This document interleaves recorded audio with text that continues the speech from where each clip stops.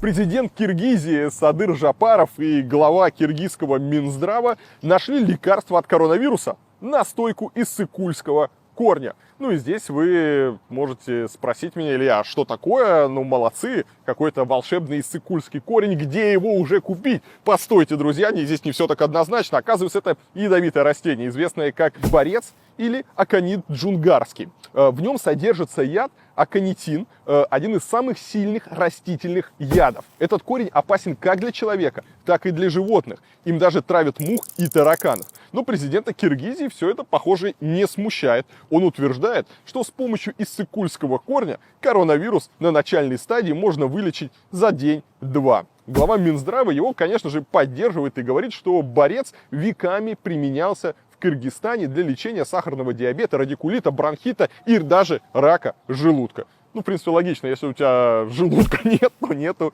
и рака. Вот, теперь они собрались этим ядовитым корнем лечить еще и коронавирус. Причем глава Минздрава не отрицает, что даже от одного глотка настойки человек может просто умереть. Но, с другой стороны, мертвые тоже не болеют коронавирусом, и можно поправить немножечко статистику. По ее словам, чтобы не умереть, нужно хорошенечко подогреть настоечку, и тогда яд ни на кого не воздействует. Он даже выпил настойку, ну, если, конечно, это она, на камеру. В общем, в Средней Азии завелась своя Танзания с такими же интересными правителями. Единственное, как обычно, жалко людей. Непонятно, сколько помрет, употребляя просто яд. И вообще как-то странно, когда президент и глава Минздрава советуют людям принимать какие-то непроверенные лекарства. И ладно, это была бы какая-то пустышка гомеопатии, не знаю, там святая вода или еще что-то. Но они советуют принимать откровенный яд, от которого наверняка погибнет там не один человек. Это просто какой-то вопиющий пи***ц. И я даже не знаю, кто здесь должен вмешаться, чтобы этот остановить. Ну, к сожалению, да, такие люди есть, и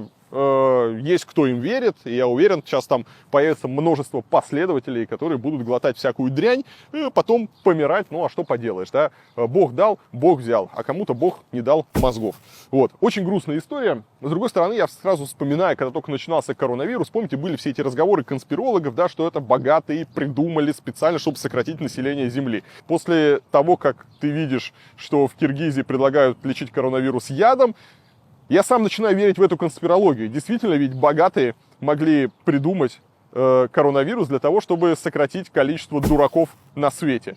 Мне кажется, они спланировали то, что рано или поздно появится какой-нибудь президент Киргизии, который будет рекомендовать пить яд, и дураков на земле станет меньше. Что сказать? Хороший план.